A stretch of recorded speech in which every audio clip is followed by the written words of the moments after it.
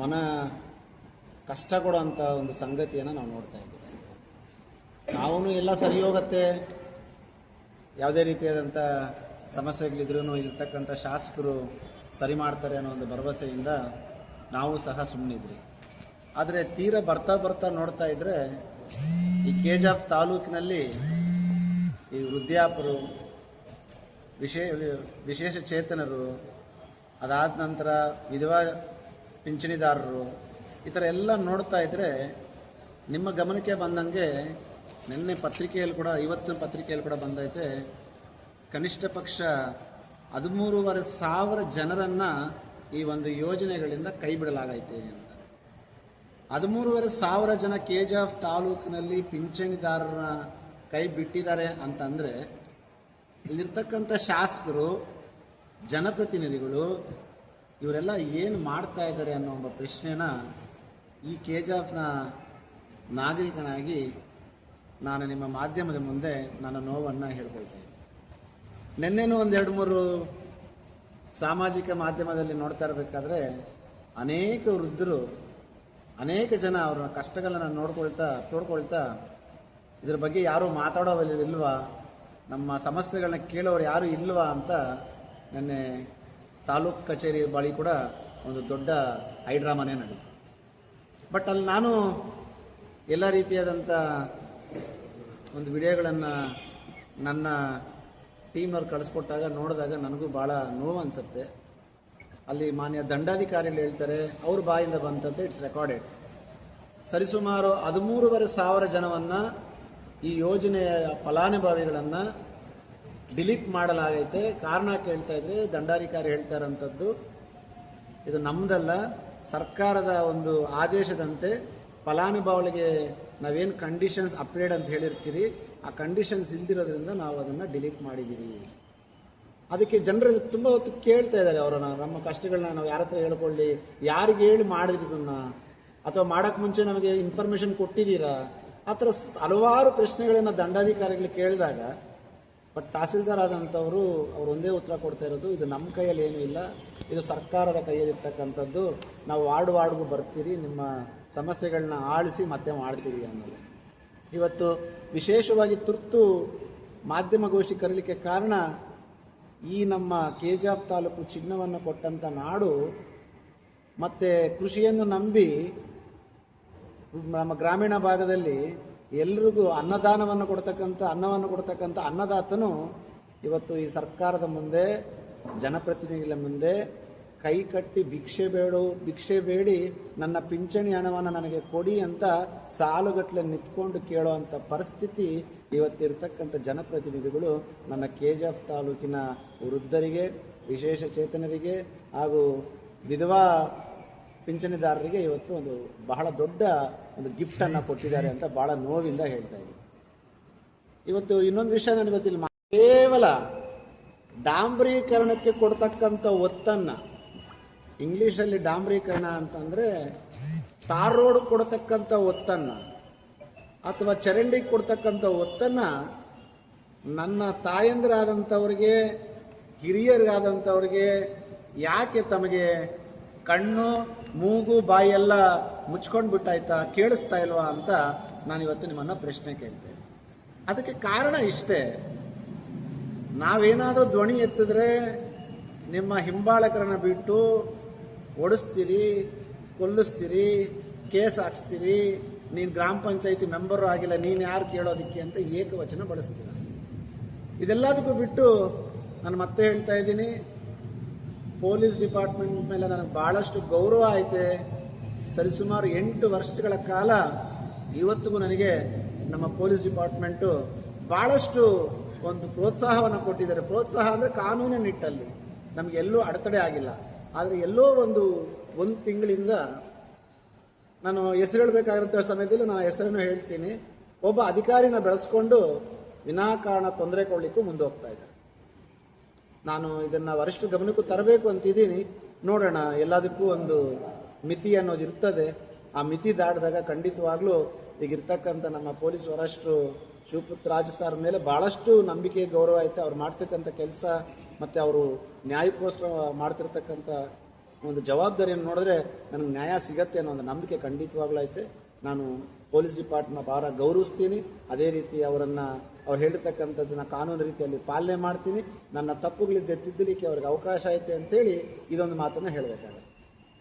ಇವತ್ತು 13,500 ಜನ ಬೀದಿ ಪಾಲಾಗಿ ಒಬ್ಬ ವೃದ್ಧಿ ಆದಂಥವರಿಗೆ ಈ ಪಿಂಚಣಿ ಹಣ ಏನಕ್ಕೆ ಬಳಕೆ ಆಗತ್ತೆ ಅನ್ನೋ ಸಾಮಾನ್ಯ ಅರಿವು ಶಾಸಕರಿಗೆ ಆಯ್ತಾ ಇಲ್ವಾ ಅಂತ ನನಗೆ ಗೊತ್ತಿಲ್ಲ. ಒಬ್ಬ ವಿಧವೆ ಆದಂಥವಳಿಗೆ ಈ ಪಿಂಚಣಿ ಹಣ ಏನಕ್ಕೆ ಬಳಕೆ ಮಾಡ್ಕೊಳ್ತಾಳೆ ಆಕೆ ಅನ್ನೋದನ್ನ ಸಾಮಾನ್ಯ ಜ್ಞಾನ ನಮ್ಮ ಶಾಸಕರಿಗೆ ಆಯ್ತೋ ಇಲ್ವೋ ಗೊತ್ತಿಲ್ಲ. ಅದೇ ರೀತಿ ಈ ನಮ್ಮ ವಿಶೇಷ ಚೇತನ ಅಂತೇಳಿ ಪಿಂಚಣಿ ಏನು ಕೊಡ್ತಿದ್ದಾರೆ ನಮ್ಮ ಸಹೋದರರಿಗೆ, ಆ ಒಂದು ಹಣವನ್ನು ಏನಕ್ಕೆ ಬಳಕೆ ಆಗತ್ತೆ ಅನ್ನೋದು ಅವ್ರಿಗೆ ಅರಿವು ಆಯ್ತೋ ಇಲ್ವೋ ನನಗೆ ಗೊತ್ತಿಲ್ಲ. ಅದನ್ನೇ ಅವರಿಗೆ ಅರಿವು ಮೂಡಿಸ್ಲಿಕ್ಕೋಸ್ಕರ ಈ ನಮ್ಮ ಮಾಧ್ಯಮದ ಸ್ನೇಹಿತರ ಮೂಲಕ ಅವರಿಗೆ ಇದು ತಿಳಿ ಹೇಳೋಣ ಅಂತೇಳಿ ಇವತ್ತು ಮಾಧ್ಯಮದ ಗೋಷ್ಠಿಯನ್ನು ಕರೆದಿದ್ದೀವಿ. ಅಕ್ಕ ಅವರೇ, ರೂಪಕ್ಕ ಅವರೇ, ಮಾನ್ಯ ರೂಪಕಲಾ ಶಶಿಧರ್ ಡಾಕ್ಟರ್ ಅಕ್ಕ ಅವರೇ, ದಯಮಾಡಿ ನೀವು ನಮ್ಮ ನಗರ ಭಾಗದಲ್ಲಿ ಹೇಳ್ತಾ ಇರ್ತೀರಲ್ಲ, ನಾನು ನಗರ ಭಾಗವನ್ನು ಸಿಂಗಾಪುರ್ ಮಾಡ್ತೀನಿ, ಇಂಡಸ್ಟ್ರಿಯಲ್ ಹಬ್ ಅಂತ ತರ್ತೀನಿ ಅಂತ. ನನ್ನ ಮೊದಲ ಪ್ರಶ್ನೆ, ನೀವು ಚುನಾವಣೆಗೆ ಸ್ಪರ್ಧಿಸಿದಾಗ ಏನು ಹೇಳಿದ್ರಿ? ಸೆರಗನ್ನಿಟ್ಕೊಂಡು ನಾನು ನಿಮ್ಮ ಹೆಣ್ಣು ಮಗಳು, ನನಗೆ ಒಂದು ಅವಕಾಶ ಕೊಡಿ, ನಿಮಗೆಲ್ಲ ರೀತಿಯಾದಂಥ ಸಹಾಯವನ್ನು ಮಾಡ್ತೀನಿ, 5 ಗ್ಯಾರಂಟಿಗಳನ್ನ ಸಮೇತ ಹೇಳ್ತಾ ಇರ್ತೀರ. ನನ್ನ KJF ಜನ ಇವತ್ತು ನಿಮ್ಮ ಗ್ಯಾರಂಟಿಗಳನ್ನು ನಂಬಿದ್ರು, ನೀವು ಒಳ್ಳೆ ಕೆಲಸ ಮಾಡ್ತೀರ ಅನ್ನೋ ಒಬ್ಬ ವಿಶ್ವಾಸ ಬಿಟ್ಟರು, ನಿಮ್ಮನ್ನು ಜನರು ಒಳ್ಳೆಯ ಒಂದು ಮೆಜಾರಿಟಿಯಿಂದ ನಿಮ್ಮನ್ನು KJF ತಾಲೂಕಿನ ಶಾಸಕರನ್ನಾಗಿ ಆರಿಸಿ ವಿಧಾನಸೌಧಕ್ಕೆ ಕಳಿಸಿ ಇಲ್ಲಿರ್ತಕ್ಕಂಥ ಕಷ್ಟಗಳನ್ನು ನೆರವೇರಿಸೋದಕ್ಕೆ ಒಬ್ಬ ಹೆಣ್ಣುಮಗಳಿಗೆ ಒಂದು ಅವಕಾಶ ಕೇಳಿದಾರಂತ ಅವಕಾಶ ಕೊಟ್ಟು ನಿಮ್ಮನ್ನು ಕಳಿಸ್ಕೊಟ್ರು. ಆದರೆ ಇವತ್ತು ತಾವೇನು ಮಾಡ್ತಾ ಇದ್ದೀರಾ ರೂಪಕ್ಕ ಅವರೇ? 13,500 ಜನ ಇಷ್ಟೊಂದು ಕಷ್ಟಪಡ್ತಿದ್ದಾರೆ ಅಂತಂದರೆ ನಿಮಗೆ ಇದು ನಿಮ್ಮ ತಲೆಗೆ ಇನ್ನೂ ಅರಿವು ಬಂದಾಯ್ತಾ ಇಲ್ವಾ? ಅಥವಾ ನಿಮ್ಮ ಹಿಂಬಾಲಕರು ಯಾರು ನಮ್ಮನ್ನು ಏಕವಚನ ಪ್ರಯೋಗ ಮಾಡ್ತಾರೆ, ಯಾರು ನಮ್ಮನ್ನು ಚಾಲೆಂಜ್ ಮಾಡ್ತಾರೆ, ಯಾರು ನಮ್ಮನ್ನು ಹೊಡಿತೀನಿ ಬಡಿತೀನಿ ಅಂತಾರೆ, ಅವ್ರು ಇದ್ರ ಬಗ್ಗೆ ಹೇಳಿಲ್ವಾ? ನಿಮಗೆ ಮೋಹನ್ ಕೃಷ್ಣ ಮಾತಾಡೋದು ಮಾತ್ರ ಹೇಳ್ತಾರ?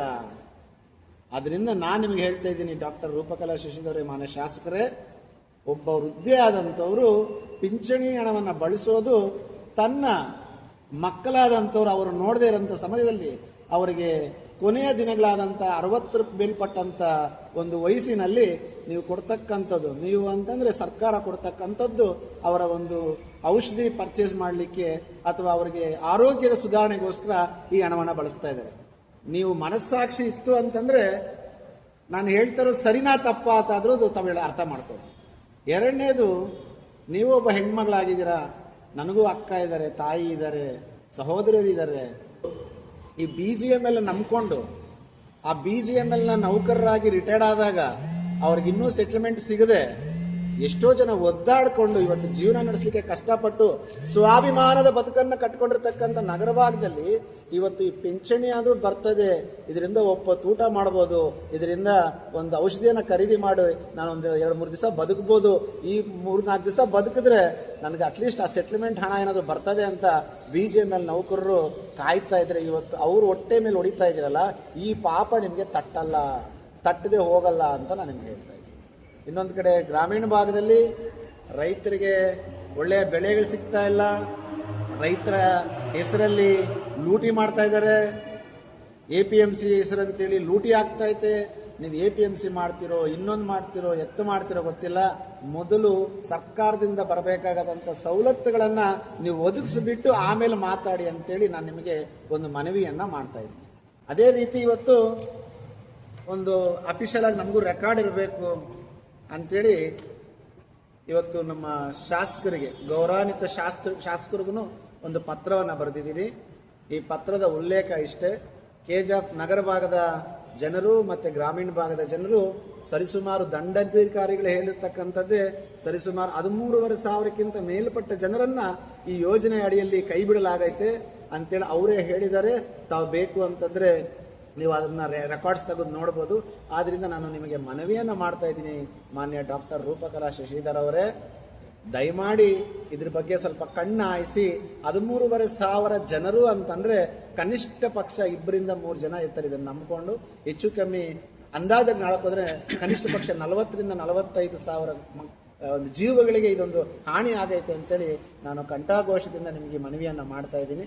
ದಯವಿಟ್ಟು ಇದು ಯಾರೋ ನಿಮ್ಮ ಹಿಂಬಾಳಿಕರು ಹೇಳ್ತಾ ಇರಲ್ಲ, ನೀನು ಗ್ರಾಮ ಪಂಚಾಯತಿ ಸದಸ್ಯನ ಇನ್ನೊಂದ ಅಂತ. ನಾನು ಗ್ರಾಮ ಪಂಚಾಯತಿ ಸದಸ್ಯನಾಗಿಯೂ ಮಾಡ್ತಾ ಇಲ್ಲ, ಅಥವಾ ನಾನು ZPTP ಯನ್ನಾಗೂ ಮಾತಾಡ್ತಾ ಇಲ್ಲ. KJFನ ಒಬ್ಬ ನಾಗರಿಕನಾಗಿ, ಒಬ್ಬ ಮಾನವ ಕುಲದ ಒಬ್ಬ ಮಾನವನಾಗಿ ಡಾಕ್ಟರ್ ಬಾಬಾ ಸಾಹೇಬ್ ಅಂಬೇಡ್ಕರ್ ಕೊಟ್ಟಿರ್ತಕ್ಕಂಥ ಒಂದು ಸಂವಿಧಾನದಲ್ಲಿ ನಾನು ಈ ಪತ್ರವನ್ನು ಬರಿತಾ ಇದ್ದೀನಿ. ದಯಮಾಡಿ ಇದು ಮೊನ್ನೆ ಪೇಪರ್ ಬಂದಿಕ್ಕಂಥದ್ದು. ಕಾಂಗ್ರೆಸ್ ಮುಖಂಡರಿಂದ 2 ಎಕರೆ ಸರ್ಕಾರ ಜಾಗ ಅಕ್ರಮ ಒತ್ತುವರಿ ಮಾಜಿ ಗ್ರಾಮ ಪಂಚಾಯತ್ ಸದಸ್ಯ ಮಂಜುನಾಥ್ ಅವರ ಆರೋಪ ಅಂತ. ಇದು ನಿಮಗೆ ಕಾಪಿನೂ ಕೊಡ್ತೀನಿ. ಇದಾದ ನಂತರ ಹಿಟ್ಲರ್ ಯುಗ ಎಲ್ಲಾಯ್ತು ಅಂತಂದರೆ ಅದು KJF ಅಲ್ಲೇ ಅನ್ನೋದಕ್ಕೆ ಒಂದು ನಿದರ್ಶನ. ಹಿಟ್ಲರ್ ಯುಗ ಅಂದರೆ ಬಹುಶಃ ಎಲ್ಲರಿಗೂ ಗೊತ್ತಾಗಿರ್ತದೆ. ಆತ ಮಾಡೋದನ್ನು ಯಾರೂ ಪ್ರಶ್ನೆ ಮಾಡೋಂಗಿಲ್ಲ. ಆತ ಮಾಡೋದನ್ನು, ಹಿಟ್ಲರ್ ಮಾಡೋದನ್ನೇ ಸರಿ ಅನ್ಬೇಕು, ತಪ್ಪಿದ್ರೂ ಸರಿ ಅನ್ಬೇಕು, ಜೈ ಅನ್ಬೇಕು. ಇನ್ ಕೇಸ್ ಅದೇನಾದರೂ ಸರಿ ಇಲ್ಲ ಅಂತ ಹೇಳಿದ್ರೆ ಅವರಿಗೆ ಮಾನದಂಡ ಹಾಕುವಂಥದ್ದು, ಮತ್ತೊಂದು ಮಾಡೋವಂಥದ್ದು. ಇವತ್ತು ಒಬ್ಬ ಈ KJF ತಾಲೂಕಿನ ಒಬ್ಬ ನಿಷ್ಠಾವಂತ ಪ್ರಜೆಯಾಗಿ ಮಾನ್ಯ ಜೈಪಾಲ್ ಅಣ್ಣನವರು ಅವರ ಆಕ್ರೋಶವನ್ನು ತೋಡ್ಕೊಳ್ತಾರೆ, ಕುಡಿಯೋ ನೀರಿನ ಬಗ್ಗೆ ಸಮಸ್ಯೆ ಆಯ್ತು ಅಂತ. ಆದರೂ ಸಹ ನಾನು ಬರೆದಿಲ್ಲ, ಇದು ಇಲ್ಲಿ ಬರೆದಿಕ್ಕಂಥದ್ದು ಮಾಧ್ಯಮದ ಪತ್ರಿಕೆಯನ್ನು ಕೊಡ್ತಾ ಇದ್ದೀನಿ. ಹಿಟ್ಲರ್ ಯುಗ ಹೆಂಗಾಯ್ತು ಅನ್ನೋದಕ್ಕೆ ಆ ಸ್ವಪಕ್ಷೀಯರೇ ಅವರ ಒಂದು ಕಂಠವನ್ನು ಎತ್ತಿ ನ್ಯಾಯಕ್ಕೋಸ್ಕರ ಕೇಳಾಡಬೇಕಾದ್ರೆ ಅವರನ್ನು ಯಾವ ರೀತಿ ಮಟ್ಟ ಹಾಕಬೇಕು ಅನ್ನೋದನ್ನ ಯೋಚನೆ ಮಾಡಿ, ನನಗೆ ಗೊತ್ತಿಲ್ಲ ಅವ್ರು ಮಟ್ಟ ಹಾಕಿದ್ರೆ ಏನು ಅಂತ. ಬಟ್ ಈ ವಿಷಯ ಆ ಸ್ವಪಕ್ಷವರೇ ಎತ್ತಿದಾಗ ಇವತ್ತವರೆಗೂ ಅದಕ್ಕೆ ಉತ್ತರ ಕೊಡದೆ ಸೈಲೆಂಟ್ ಆಗಿದ್ದೀರಾ ಅಂತಂದರೆ, ನಿಮ್ಮನ್ನು KJF ಜನತೆ 83,000 ಮತಗಳಿಂದನೂ 53,000 ಮತಗಳ ಅಂತರದಿಂದ ಗೆಲ್ಲಿಸಿ ನಿಮ್ಮನ್ನು ಕಳಿಸಿರೋದು ಈ ರೀತಿ ಮಾಡಲಿಕ್ಕ ಅಂತ ನಾನು ಪ್ರಶ್ನೆ ಕೇಳ್ತಾ ಇದ್ದೀನಿ. ಇದಕ್ಕೂ ತಾವು ಉತ್ತರ ಕೊಡಬೇಕು ಅಂತ ಕೇಳ್ತಾ ಇದ್ದೀನಿ. ಅದೇ ರೀತಿ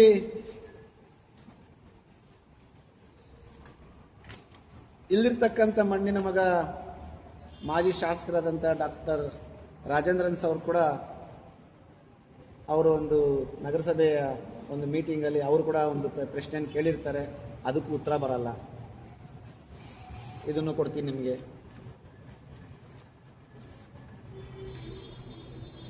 ಈ ರೀತಿ ಅನೇಕರು ಪ್ರಶ್ನೆ ಮಾಡಿದ್ರು ನೀವು ಸರಿ ಅಥವಾ ಅದಕ್ಕೇನಾದರೂ ಉತ್ತರ ಕೊಡೋದು, ಅದನ್ನು ಸರಿ ಮಾಡ್ತೀರಾ ಅನ್ನೋದು ಏನೂ ಇಲ್ದಿರ ನೀವು ಹಿಟ್ಲರ್ ಯುಗವನ್ನು ಎಷ್ಟು ದಿನ ನಡೆಸ್ಕೊಂಡು ಹೋಗ್ತೀರಾ ಅಂತ ನಾನು ನಿಮ್ಮನ್ನು ಕೇಳ್ತಾ ಇದ್ದೀನಿ. ಇದು ಕೇವಲ 1-1.5 ತಿಂಗಳಿಂದ ನಡೆದಿರ್ತಕ್ಕಂಥದ್ದು. ಈ ಥರ ಎತ್ಕೊಂಡ್ರೆ ತಿಂಗಳಾನ್ಗಟ್ಲೆನೂ ಬರ್ತಾನೇ ಇರ್ತದೆ. ಅದೇ ರೀತಿ ಇಲ್ಲಿ ಹುಟ್ಟಿ ಬೆಳೆದಿರ್ತಕ್ಕಂಥವ್ರಿಗೆ ಇಲ್ಲಿರ್ತಕ್ಕಂಥ ಕಾಂಟ್ರಾಕ್ಟ್ಗಳಿಗೆ ಒಂದು ಕಾಂಟ್ರಾಕ್ಟ್ ಕೆಲಸ ಬರ್ತಾ ಇಲ್ಲ. ಅದೇ ರೀತಿ ನೀವು ಯಾವುದೇ ಒಂದು ಟಾಯ್ಲೆಟ್ಗಳಿಗೆ ಹೋದರೆ, ಶೌಚಾಲಯಕ್ಕೆ ಹೋದರೆ ಟಾಯ್ಲೆಟ್ ನೀಡಿಲ್ಲ ಅಂತ ಹೇಳ್ತಾ ಇದ್ದಾರೆ. ಪ್ರತಿಯೊಂದು ಪ್ರಶ್ನೆ ಮಾಡ್ತಾ ಇದ್ದಾರೆ, ಅದಕ್ಕೆ ಉತ್ತರ ಮಾತ್ರ ಬರ್ತಾ ಇಲ್ಲ. ಸೊ ಅದಕ್ಕೋಸ್ಕರ ನಾನು ಇದನ್ನು ಹಿಟ್ಲರ್ ಯುಗ ಅಂತ ನಾನು ಕರಿತಾ ಇದ್ದೀನಿ. ದಯಮಾಡಿ ರೂಪಕಲಾ ಶಶಿಧರ್ ಮೇಡಮ್ ಅವರೇ, ಬಹುಶಃ ನೀವು ಒಬ್ಬರು ಪ್ರಭಾವಿ ಸಚಿವರ ಪುತ್ರಿ ಆಗಿರ್ಬೋದು, ಅಥವಾ ನಿಮ್ಮ ಧರ್ಮ ಪತ್ನಿಯಾದಂಥ ಶಶಿಧರ್ ಸರ್ ಅವರ ಒಂದು ಬೆಂಬಲ ನಿಮಗಿರ್ಬೋದು, ಅಥವಾ ಇಲ್ಲಿ ಸೂಪರ್ MLA ಅಂತ ಕರೆಸ್ಕೊಂಡಿರ್ತಕ್ಕಂಥ ಒಬ್ಬ ವ್ಯಕ್ತಿಯ ನಿಮಗೆ ಬೆನ್ನೆಲುಬಾಗಿ ನಿಂತ್ಕೊಂಡು ಇದೆಲ್ಲ ನೋಡ್ಕೋಬೋದು. ಅವರೆಲ್ಲ ಸುಮ್ಮನೆ ಇದ್ದು ನೀವು ಅವರೆಲ್ಲರ ಒಂದು ಬಲದಿಂದ ಅಥವಾ ನಿಮ್ಮ ಪಕ್ಷದ ಬಲದಿಂದ ಇವತ್ತು KJF ತಾಲೂಕಿನಲ್ಲಿ ಏನು ಮಾಡೋದು ನನಗೆ ಕೇಳಂಗಿಲ್ಲ ಅನ್ನಂಗಿದ್ರೆ ಅದು ನಿಮ್ಮ ಭ್ರಮೆ ಅಷ್ಟೇ. ಇವತ್ತು ಇನ್ನು ಚುನಾವಣೆಗೆ 2 ವರ್ಷಗಳ ಕಾಲ ಐತೆ. ಇವತ್ತಾದರೆ ಇದನ್ನು ಸರಿ ಮಾಡಿಕೊಂಡು ನಿಮಗೆ ಒಂದೊಂದು ಮತವನ್ನು KJF ತಾಲೂಕಿನ ಜನತೆ ಆಗಿರೋರಿಗೆ ನ್ಯಾಯ ಕೊಡಬೇಕು ಅಂತೇಳಿ ನಾನು ನಿಮ್ಮನ್ನು ಕೇಳ್ಕೊಳ್ತಾ ಇದ್ದೀನಿ. ನೀವು ಎಷ್ಟೇ ಪ್ರಭಾವಿಗಳಾದರೂ, ನಿಮ್ಗೆ ಎಷ್ಟೇ ಇನ್ಫ್ಲೂಯೆನ್ಸ್ ಆಗಿದ್ರು, ಈಗ ಮತ್ತೊಂದು ಹೊಸ ಒಂದು ಚರ್ಚೆ ತಾವು ಇಷ್ಟರಲ್ಲೇ ಸಚಿವರು ಕೂಡ ಆಗ್ತಾ ಇದ್ದೀರಂತೀರ. ನಾನು KJFನ ಜನತೆ ಪರವಾಗಿ ನಾನು ನಿಮಗೆ ಅಭಿನಂದನೆಗಳು ಕೂಡ ಸಲ್ತೀನಿ. ನೀವು ಸಚಿವರಾದರೆ ನಮ್ಮ KJF ತಾಲೂಕಿನ ಹೆಮ್ಮೆ ಭಾಳಷ್ಟು ಎತ್ತರಕ್ಕೆ ಬೆಳೆಯುತ್ತೆ ಅನ್ನೋದು ನಮ್ಮ ಆಸೆ. ಆದರೆ ಇಷ್ಟೆಲ್ಲ ಆದರೂ ಕಣ್ಣಿದ್ದು ಕುರುಡನಾಗಿ, ಬಾಯಿದ್ದು ಮೂಕನಾಗಿ, ಕಿವಿ ಇದ್ದು ಕಿವಿಡನಾಗಿ ಕೆಲಸ ಮಾಡಿದ್ರೆ ನಿಮ್ಮ ಆತ್ಮಸಾಕ್ಷಿ ಒಪ್ಪಲ್ಲ, ಭಗವಂತ ಒಪ್ಪಲ್ಲ. ನೀವು ಎಲ್ಲೋದ್ರೂ ಒಂದು ಹೇಳ್ತಾ ಇರ್ತೀರ, ಸತ್ಯದಲ್ಲೇ ನಡೀತಾ ಇರ್ತೀನಿ, ಧರ್ಮದಲ್ಲೇ ನಡೀತಾ ಇರ್ತೀನಿ, ನಾನು ಧರ್ಮವನ್ನೇ ಪಾಲಿಸ್ತೀನಿ ಅಂತ. ನಾನು ನಿಮಗೆ ನೇರವಾಗಿ ಪ್ರಶ್ನೆ ಕೇಳ್ತೀನಿ. ಮಾನ್ಯ ಜೈಪಾಲ್ ಸರ್ ಅವ್ರು ಕೇಳಿರ್ತಕ್ಕಂಥ ಪ್ರಶ್ನೆ ನಿಮಗೆ ಇನ್ನೂ ಕೇಳಲಿಲ್ವಾ? ಲೂಟಿ ಆಗ್ತಿರೋದು ನಿಮ್ಗೆ ಇನ್ನೂ ಕಾಣಲಿಲ್ವಾ? 13,500 ಜನಕ್ಕೆ ಪಿಂಚಣಿಯಿಂದ ಡಿಲೀಟ್ ಮಾಡೋದು ನಿಮ್ಗೆ ಇನ್ನೂ ಕಾಣಲಿಲ್ವಾ? ಶೌಚಾಲಯಗಳು ಇಲ್ದಿರ ನಿಮ್ಗೆ ಎಲ್ಲೂ ಕಾಣಿಲ್ವಾ? ನಮ್ಮ KGF ನಗರ ಭಾಗದ ಜನತೆಗೆ, ಯುವಕರಿಗೆ ನೀವು ಕೊಟ್ಟಿದ್ದೀರಿ ಒಂದು ಮಾತನ್ನ, ಏನು ಇಂಡಸ್ಟ್ರಿಯಲ್ ಹಬ್ ತಂದ್ಬಿಟ್ಟು ಇಲ್ಲಿ ಯಾರೂ ಬೆಂಗಳೂರಿಗೆ ಹೋಗಲ್ಲ, ಇಲ್ಲೇ ನಾವು ಇಂಡಸ್ಟ್ರೀಸ್ ಕಟ್ಬಿಡ್ತೀರಿ ಅಂತ. ಏನಾಯಿತು? ಏನಾದರೂ ಒಂದು ವಿಷಯ ಬಂದಾಗ ಒಂದು ತುರ್ತು ಪೂಜೆ ಮಾಡೋದು, 3,500 ಕೋಟಿ ಬರ್ತೈತೆ, 5,000 ಕೋಟಿ ಬರ್ತೈತೆ, ಇಂಡಸ್ಟ್ರಿಗಳು ಸ್ಟಾರ್ಟ್ ಮಾಡ್ತೀರಂತ ಕಿವಿಯಲ್ಲಿ ಹೂವು ಇಟ್ಬಿಡೋದು. ಮೇಡಮ್ ಅವರೇ, ನಾನು ನಿಮ್ಮನ್ನೊಂದು ಪ್ರಶ್ನೆ ಕೇಳ್ತೀನಿ. ಇನ್ನು ಚುನಾವಣೆಗೆ 2 ತಿಂಗಳು ಸಮಯ ಉಂಟು, 2 ವರ್ಷ ಸಮಯ ಉಂಟು. ಮೊನ್ನೆನೋ ನೋಡಿದೆ ಒಂದು ಸಾಮಾಜಿಕ ಮಾಧ್ಯಮದಲ್ಲಿ, 3,500 ಕೋಟಿ ಎಲ್ಲ ಅಪ್ಲಿಕೇಶನ್ ಹಾಕ್ಕೊಂಡಿದ್ದಾರೆ, ಅವ್ರು ಡೆಪಾಸಿಟ್ಸು ಕಟ್ಬಿಟ್ಟವ್ರೆ, ಒಂದು ಕಡೆ 5,000 ಕೋಟಿ ಅಂತೀರ. ರೂಪಕ್ಕ, ಇಷ್ಟು ದಿವಸ ತಾವು ಕಿವಿಯಲ್ಲಿ ಹೂವು ಇಡ್ತಾ ಇದ್ದೀರಿ ನಮ್ಮ KGF ಜನತೆಗೆ. ಒಂದು ಇಂಡಸ್ಟ್ರಿ ಎಸ್ಟಾಬ್ಲಿಷ್ಮೆಂಟ್ ಆಗಲಿಕ್ಕೆ ಎಷ್ಟು ಸಮಯ ಬೇಕಂತ ನೀವು ಹೇಳ್ತೀರಾ? ಇವರೇ ಡಾಕ್ಟರೇಟ್ ಪಡ್ತಕ್ಕಂಥ MLA ಅವರು. ನಮ್ಮ ಸೌಭಾಗ್ಯ, ನೀವು ಡಾಕ್ಟರ್ ಆಗಿರ್ತಕ್ಕಂಥದ್ದು ನಮ್ಮ ಸೌಭಾಗ್ಯ. ಯಾಕೆ ಅಂತಂದ್ರೆ ಭಾಳಷ್ಟು ಓದಿದ್ದೀರಾ, ಭಾಳಷ್ಟು ಕಲ್ತಿದ್ದೀರಾ, ಭಾಳಷ್ಟು ತಿಳ್ಕೊಂಡಿದ್ದೀರಾ. ಇನ್ನೂ ಎಷ್ಟು ದಿನ ಈ KGF ಜನತೆಗೆ ನೀವು ಮೋಸ ಮಾಡ್ಲಿಕ್ಕೆ ಹೋಗ್ತೀರಾ? 2 ವರ್ಷದಲ್ಲಿ 3,500 ಕೋಟಿ ಹೂಡಿಕೆ ಮಾಡಿದ್ರೆ ನೀವು ಇಂಡಸ್ಟ್ರಿ ತರ್ತೀರಾ ಅಂತ ಭಗವಂತನ ಮುಂದೆ ಪ್ರಮಾಣ ಮಾಡಿ. 2 ವರ್ಷದಲ್ಲಿ 5,000 ಕೋಟಿ ಹೂಡಿಕೆ ಮಾಡ್ತಕ್ಕಂಥ ಎಲ್ಲ ಕಂಪ್ನೀಸ್ ಸ್ಟಾರ್ಟ್ ಆಗಿಬಿಡ್ತದೆ ಅಂತ ಭಗವಂತನಲ್ಲಿ ಸತ್ಯ ಮಾಡ್ಬಿಡಿ. ಇನ್ನೂ ಬೇಡ ರೂಪಕ್ಕವರೇ. ಬಹುಶಃ ಪ್ರಾಮಾಣಿಕವಾಗಿ ಬದುಕಿದ್ರು, 10 ದಿನ ಬದುಕಿದ್ರು ಪ್ರಾಮಾಣಿಕವಾಗಿ ಬದುಕಬೇಕು. 10 ದಿನ ನಾವು ಅಧಿಕಾರ ಚಲಾಯಿಸಿದ್ರು ಆತ್ಮಸಾಕ್ಷಿ ಜನರ ಒಂದು ಒಳ್ಳೆಯತನಕ್ಕೆ ಪಾತ್ರರಾಗಿ ನಾವು ಅಧಿಕಾರ ನಡೆಸಬೇಕೇ ಹೊರತು ಸೃಷ್ಟಿ ಮಾಡ್ತೀನಿ ಅಂತ ಹೇಳಿದ್ರಲ್ಲ, ಅದನ್ನು ಹೇಳಿ. 3,500 ಕೋಟಿ ಯಾವ ಕಂಪನಿ ಹೇಳಿ? 5,000 ಕೋಟಿ ಬರ್ತಾರಂತ ಬಂಡವಾಳ ಯಾವ ಕಂಪನಿ ಅಂತ ಹೇಳಿ? ಯಾವತ್ತು ನೀವು ಉದ್ಯೋಗ ನನ್ನ ಯುವಕರು ಕೊಡ್ತೀರಿ ಅಂತ ಹೇಳಿ, ಅವಾಗ ನಾನು ಒಪ್ಕೊಳ್ತೀನಿ. ದಯಮಾಡಿ ಕನಿಷ್ಠ ಪಕ್ಷ ನಮಗೆ ಗ್ಯಾರಂಟಿಗಳ ಹೆಸರಲ್ಲಿ ಮೋಸ ಮಾಡಿದ್ರಿ. ಇವತ್ತು ಒಂದು ಲಿಕ್ಕರ್ ಬಾಟ್ಲು ಎಷ್ಟಿದ್ದು ನಿಮ್ಮ ಒಂದು 2ನೇ ಟರ್ಮ್ ಬಂದಾಗ ಇವಾಗ ಎಷ್ಟಾಯ್ತು ಅನ್ನೋದು ತಾವು ಯೋಚನೆ ಮಾಡ್ಬೋದು. ನಾನು ಸಿವಿಲ್ ಹಾಸ್ಪಿಟ್ಲ್ ಹೋರಾಟ ಮಾಡಿ ಸರಿಸುಮಾರು 6-7 ತಿಂಗಳಾಯಿತು. ನನ್ನ ಮೇಲೆ ಪಿಟಿಷನ್ಗಳು ಬಂದು, ಕಂಪ್ಲೇಂಟ್ಗಳಾಯಿತು, ಏನೇನೋ ಆಯಿತು. ನಾನು ಅದ್ರ ಬಗ್ಗೆ ಎಲ್ಲ ಮಾತಾಡೋಕ್ಕೆ ಹೋಗಲ್ಲ. ಆದರೆ ಅವತ್ತು ನಮ್ಮ ಶಾಸಕರಾದಂಥವ್ರು ಒಂದು ಮಾತನ್ನು ಕೊಟ್ಟಿದ್ರು, ದಯಮಾಡಿ ಸರ್ ICUನ 6 ತಿಂಗಳಲ್ಲಿ ತಗೊಂಬರ್ತೀನಿ ಅಂತ. ಮೇಡಮ್, ನೀವು ಮಣಿಪಾಲ್ಗೆ ಹೋಗ್ಬೋದು, ಫೋರ್ಟಿಸ್ಗೆ ಹೋಗ್ಬೋದು, ಅಪೋಲೋಗೆ ಹೋಗ್ಬೋದು. ಯಾಕಂದರೆ ನೀವು ಭಾರಿ ಪ್ರಭಾವಿ ಸಚಿವರ ಮಗಳು, ಅಥವಾ ನೀವು ಶಾಸಕರಾಗಿದ್ದೀರಾ, ಅಥವಾ ನಿಮ್ಮ ಹತ್ರ ಭಗವಂತ ಒಳ್ಳೆ ಸ್ಥಿತಿಗತಿಯಲ್ಲಿ ಇಟ್ಟಿದ್ದಾನೆ. ನನ್ನ KGF ಜನತೆ ಎಲ್ಲೂ ಹೋಗ್ಬೇಕು. ನೀವು ಮಾತು ಮೇಲೆ ನಿಲ್ತೀನಿ ಅಂತೀರಲ್ಲ, ಮಾತಿಗೆ ಮುಂಚೆ ನಾನು ಅಭಿವೃದ್ಧಿ ಮಾಡ್ದಂಗೆ ಯಾರು ನನಗೆ ತಾರ್ ರೋಡ್, ಕಮಿಷನ್ ರೋಡ್ ಬೇಕಾಗಿಲ್ಲ ಮೇಡಮ್. ನನಗೆ ಬೇಕಾಗಿರೋದು ಪ್ರಾಣ ಉಳಿಸೋಂಥ ಕೆಲಸ ಮಾಡಿ. ನಾವೇನಾದರೂ ಅದ್ರ ಬಗ್ಗೆ ಧ್ವನಿ ಎತ್ತಿದ್ರೆ ಹೊಡೆಯೋ ಅಂಥದ್ದು, FIR ಹಾಕ್ಸೋಂಥದ್ದು, ಪಿಟಿಷನ್ಗಳು ಹಾಕ್ಸೋದಂತ ಮಾಡ್ತೀರಾ.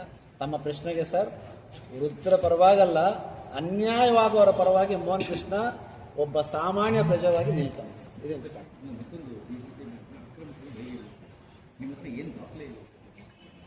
ಒಳ್ಳೆ ಪ್ರಶ್ನೆ ಕೇಳಿದ್ದೀರಾ. ನನಗೆ ದಾಖಲೆ ಓದಿಸ್ಬೇಕಂದ್ರೆ ಪ್ರೊಟೆಕ್ಷನ್ ಬೇಕು. ಯಾಕಂದರೆ ಈಗಲೇ ಚುಚ್ತೀನಿ, ಹೊಡಿತೀನಿ, ಮರ್ಡರ್ ಮಾಡ್ತೀನಿವೆ. ಸೊ ನಾನು ಅದಕ್ಕೆ ಕಾಲಾವಕಾಶ ತಗೊಂಡು ನನ್ನ ವಕೀಲರ ಹತ್ರ ಯಾಕಂದರೆ ಕೋರ್ಟ್ ಪರ್ಮಿಷನ್ ತಗೋಬೇಕಂದ್ರೆ ಇಲ್ಲಿರೋದು ಒಬ್ಬನಿಗೆ ಅವರೇ ಹೇಳ್ತಾರೆ, ಊರ್ಲೆಲ್ಲ ಕೊಟ್ಟು ಸಂಪೇಸ್ ಮೀಡಿಯಾಗಳಲ್ಲಿ ನೋಡಿದ್ರು ಹೊಡಿದ್ಬಿಡ್ತಾರೆ ಅಂತ ಹೇಳ್ತಿದ್ದಾರೆ. ಸೊ ನಾನು ಸತ್ತರೂ ಪರವಾಗಿಲ್ಲ, ನನ್ನ ಜೊತೆ ಇರೋಂಥವ್ರು ನನ್ನ ಒಂದು ಉದ್ದೇಶ ಗೆಲ್ಲಬೇಕು ಅಂತಂದರೆ ಒಂದು ಪ್ರೊಟೆಕ್ಷನ್ ತಗೊಂಡು ಡಾಕ್ಯುಮೆಂಟ್ಸ್ ಅಂತ ಬರ್ತಾರೆ. ನೋಡಿ, ಡಾಕ್ಟರ್ ಬಾಬಾ ಸಾಹೇಬ್ ಅಂಬೇಡ್ಕರ್ ಎಲ್ಲಿಯೂ ಬರೆದಿಲ್ಲ ಒಬ್ಬರು ಶಾಸಕರಾಗಬೇಕು ಅಂತಂದರೆ, ಒಬ್ಬ ನಗರಸಭೆ ಸದಸ್ಯನಾಗಬೇಕು ಅಂತಂದರೆ ಅಧ್ಯಕ್ಷನೇ ಆಗಬೇಕು ಅಥವಾ ಗ್ರಾಮ ಪಂಚಾಯತ್ ಸದಸ್ಯನೇ ಆಗಬೇಕು ಅಂತ ಎಲ್ಲೂ ಬರೆದಿಲ್ಲ. ಇವತ್ತು ನನ್ನ ತುಂಬ ಹಿರಿಯರವರು ನಮಗೊಂದು ಪ್ರಶ್ನೆ ಕೇಳಿದ್ದಾರೆ, ನೀನು ಏನಾಗಿದ್ಯಾ, ನೀನು ಯಾಕೆ ಮಾತಾಡ್ತೀಯ ಅಂತ. ಮಾನ್ಯ ಡಾಕ್ಟರ್ ರೂಪಕಲಾ ಶಶಿಧರ್ ಅವರು ಏನಾಗಿದ್ದರು, ಅವ್ರು ಹೆಂಗೆ MLA ಆಗ್ಬಿಟ್ರು ಅಲ್ವಾ ಸರ್? ಸೊ ಒಂದು ಬೆರಳು ನಮ್ಗೆ ತೋರಿಸಿದ್ರೆ 3 ಬೆರಳು ನಮಗೆ ತೋರಿಸುತ್ತೆ. ಸೊ ನಾನು ಅದ್ರ ಬಗ್ಗೆ ಪ್ರತಿಕ್ರಿಯೆ ಮಾಡೋದಿಷ್ಟೇ. ನಾನೊಬ್ಬ ಸಾಮಾನ್ಯ ಪ್ರಜೆಯಾಗಿ ಇಲ್ಲಿ ಹುಟ್ಟಿರ್ತಕ್ಕಂಥ ಒಬ್ಬ ಮಣ್ಣಿನ ಮಣ್ಣಾಗಿ ನನಗೆ ಡಾಕ್ಟರ್ ಬಾಬಾ ಸಾಹೇಬ್ ಅಂಬೇಡ್ಕರ್ ಕೊಟ್ಟಿರ್ತಕ್ಕಂಥ ಒಂದು ಸಂವಿಧಾನದ ಅಡಿಯಲ್ಲಿ ನಾನು ನನ್ನ ಪ್ರಶ್ನೆಗಳನ್ನು, ಜನರಿಗೆ ಆಗುವಂಥ ಅನ್ಯಾಯನ ನನ್ನ ಧ್ವನಿ ಎತ್ತೀನಿ. ಈ ಕ್ಷೇತ್ರದ ಜನತೆಗೆ ನಾನು ಹೇಳೋದಿಷ್ಟೇ, ನಮಗೆ ಗ್ಯಾರಂಟಿಗಳು ಅಂತ ಏನು ಹೇಳಿ ನಮ್ಮ ಅಮೂಲ್ಯವಾದ ಮತವನ್ನು ಹಾಕ್ಸ್ಕೊಂಡ್ರು. ನಮ್ಮ ಮಾಧ್ಯಮದಲ್ಲಿ ಕೇಳ್ದಂಗೆ 5 ವರ್ಷಗಳ ಕಾಲ ರಾಜಕಾರಣಿಗಳು ಆ ಒಂದೇ ಓಟ್ ಇರೋದು, ಆ ಒಂದೇ ಓಟ್ಗೋಸ್ಕರ ಗುಡಿಗೆ ಕರೆದ್ರೆ ಗುಡಿಗೆ ಓಡೋಗ್ತಾರೆ, ಒಂದು ಸಾವಾದರೆ ಸಾವಿಗೆ ಓಡೋಗ್ತಾರೆ, ಅವ್ರ ಮನೆಯಲ್ಲಿ ಒಂದು ಫಂಕ್ಷನ್ ಅದು ಅಲ್ಲಿಗೆ ಹೋಗ್ತಾರೆ, ಮದುವೆಗೆ ಹೋಗ್ತಾರೆ, ಏನು ಬೇಕೋ ಎಲ್ಲ ಮಾಡ್ತಾರೆ, ಇಷ್ಟಿಗೆ ಒಂದೇ ಒಂದು ಓಟಿಗೆ. ಆದರೆ ನಮ್ಮ ಜನ 5 ವರ್ಷ ಕಾಪಾಡ್ಕೊಳ್ತಾರೆ ಒಂದು ಗಟ್ಟಿತನ. ಆ ಓಟ್ದವರು ಇವಾಗ ನನಗೆ ನನ್ನ ಕೇಳಿದಂಗೆ ನಿಮ್ಗೆ ಡೌಟ್ ಆಯ್ತಾ ಅಂದಾಗ ಅವ್ರನ್ನ ಮೇಡಮ್ ನಿಮಗೆ ಕಾನ್ಫಿಡೆಂಟ್ ಆಯ್ತಾ ಅಂತ ಇಷ್ಟು ದಿವಸ ಯಾರು ಕೇಳಿದ್ರು. ಯಾಕೆ ಕೇಳಲ್ಲ ಅಂದರೆ ಅವ್ರ ಅಧಿಕಾರಿ, ನಾನು ಯಾಕಂದ್ರೆ ನನ್ನ ಜನಸಾಮಾನ್ಯ. ನಾನು ಇವತ್ತು ಡೌಟ್ ಅಲ್ಲ, 100% ಮಾಡ್ತೀನಿ. ಅವರೇನಾದರೂ ಈ 2 ವರ್ಷದಲ್ಲಿ ಅವ್ರು ನಿನ್ನೆನೋ ಮೊನ್ನೆನೋ ನೋಡಿದೆ, ಬಹುಶಃ ಎಲ್ಲ ಮಾಧ್ಯಮದವರು 3,500 ಕೋಟಿ ಬಂದೈತೆ, 5,000 ಕೋಟಿ ಬಂದೈತೆ ಅಂತ. ನಾನು ನಮ್ಮ ಮಾಧ್ಯಮದವರ ಒಂದು ವಿವೇಚನೆಗೆ ಬಿಟ್ಟಿರ್ತಕ್ಕಂಥದ್ದು, 5,000 ಕೋಟಿ ಇನ್ವೆಸ್ಟ್ಮೆಂಟ್ನ ಒಂದು ಇಂಡಸ್ಟ್ರಿಯಲ್ ಹಬ್ಬಕ್ಕೆ ತಯಾರು ಮಾಡಬೇಕಂದ್ರೆ ಎಷ್ಟು ದಿನ ಆಗಬೇಕಂತ ತಾವೇ ಯೋಚನೆ. ಇದು ಜನರನ್ನ ದಿಕ್ ತಪ್ಪಿಸ್ತಾ ಇರ್ತಕ್ಕಂಥದ್ದ, ಯುವಕರನ್ನ ದಾರಿ ತಪ್ಪಿಸ್ತಾ ಇರ್ತಕ್ಕಂಥದ್ದ, ಅವ್ರ ಮೈಲೇಜ್ ಬೆಳೆಸ್ತಕ್ಕಂಥದ್ದು ನಿಮಗೆ ಬಿಟ್ಟಿರ್ತಕ್ಕಂಥದ್ದು. ನಾನು ನೀವು ಕೇಳಿದಂಥ ಪ್ರಶ್ನೆಗೆ 100% ಹೇಳ್ತಾ ಇದ್ದೀನಿ. ನಮ್ಮ KGF ತಾಲೂಕಿಗೆ ಇಂಡಸ್ಟ್ರೀಸ್ ಬಂತು, ಕೈಗಾರಿಕೆಗಳು ಬಂತಂದರೆ ಖುಷಿ ಪಡೋಂಥದ್ದು ನಾನೇ. ನಾನು ಅವತ್ತು ಅವನ್ನ ಶ್ಲಾಘನೆಯೂ ಮಾಡ್ತೀನಿ, ಯಾಕಂದರೆ ಇಷ್ಟು ವರ್ಷ ಮಾಡ್ತಕ್ಕಂಥದ್ದು ಇವ್ರು ಮಾಡ್ತಾರೆ ಅಂತ. ಆದರೆ ಇದ್ರ ಜೊತೆ ಒಂದು ಪಾಪದ ಕೂಡ ಅವ್ರಿಗೆ ಅಂಟ್ಕೊಂಡಾಯ್ತು. ಇವತ್ತು BGML ಗಣಿಗಾರಿಕೆಯನ್ನು ಮುಚ್ಚಿರ್ತಕ್ಕಂಥದ್ದು ಯಾರು? ಎಲ್ಲರಿಗೂ ಗೊತ್ತು. ಯಾರು ಕಡೆಯಲ್ಲಿ ಮುಚ್ಚಿದ್ದು? ಎಲ್ಲರಿಗೂ ಗೊತ್ತಿರ್ತಕ್ಕಂಥದ್ದು. ಸೊ ನಾನು ಹೇಳೋದಿಷ್ಟೇ, ನೀವು ಪಾಪ ತೊಳ್ಕೋಬೇಕಂದ್ರೆ ಕೈಗಾರಿಕೆಗಳು ತಂದು, ಆದರೆ ಉಡಾಪಿಯ ಆನ್ಸರ್ಗಳನ್ನ ಕೊಟ್ಕೊಂಡು ಬಂದುಬಿಡ್ತು 3,500 ಕೋಟಿ 5,000 ಕೋಟಿ. ಈ 5,000 ಕೋಟಿ ಇನ್ವೆಸ್ಟ್ ಮಾಡಿ ನಾವು ಹಬ್ಬ ಕಟ್ಟಬೇಕಂದ್ರೆ ಮಿನಿಮಮ್ 3-4 ವರ್ಷ. ಸೊ ನನಗೆ ಯಾಕೋ ಡೌಟ್ ಅನ್ನಿಸ್ತೈತೆ ಸರ್. ಬಂದರೆ ನಾನು ಅವ್ರನ್ನ ಶ್ಲಾಘನೆ ಮಾಡ್ತೀನಿ. ನಿಮ್ಮದವರಿಗೆ ಇಷ್ಟು ದೂರ ಬಂದು ಏನೂ ಇಲ್ದಿರ್ತಕ್ಕಂಥವನು, ಅಧಿಕಾರದಲ್ಲಿ ಇಲ್ದಂತಕ್ಕವನು, ಜನರ ಒಂದು ಸೇವೆ ಮಾಡಬೇಕಂತ ಇರ್ತಕ್ಕಂಥ ಮೋಹನ್ ಕೃಷ್ಣನ ಮಾತಿಗೆ ಬೆಲೆ ಕೊಟ್ಟು ಇಷ್ಟು ದೂರ ಬಂದು ಈ ನನ್ನ KGF ತಾಲೂಕಿನ ತಾಯಂದಿರು, ಅಕ್ಕಂದರು, ಅಣ್ಣಂದರು, ಯುವಕರು ಎಲ್ಲರ ಒಂದು ಕಷ್ಟಕ್ಕೆ ತಾವು ಬಂದು ಸ್ಪಂದನೆ ಮಾಡೋದಕ್ಕೆ ನಮ್ಮ KGF ಮಾಧ್ಯಮದ ಮಿತ್ರರೆಲ್ಲ